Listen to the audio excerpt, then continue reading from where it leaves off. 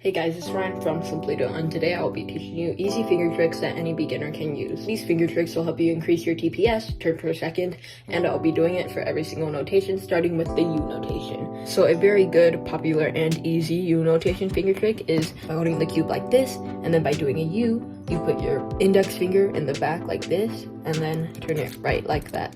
As you can see, you can keep doing this over and over, and it's super fast if you learn quickly. To do a U prime, just use your left index finger and turn it right like that. So use your right index finger for a U, turn it left, and the other way around.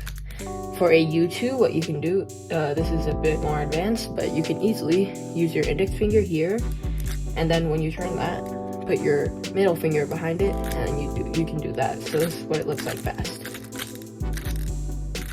Next, moving on to the D notation.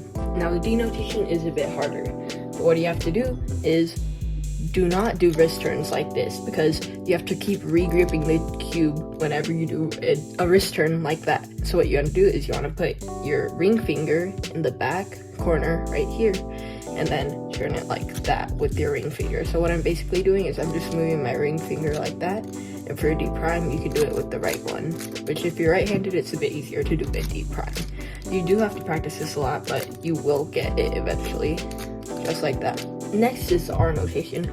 For an R notation, I usually just do wrist turns like this, and it's really easy to move around because you're just moving it up and down. Same thing for the L, I just do wrist turns like that.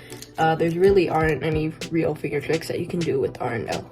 For F, what some people do is they use their thumb right here, they put it on the bottom of the cube like that, and they push their thumb out to turn it.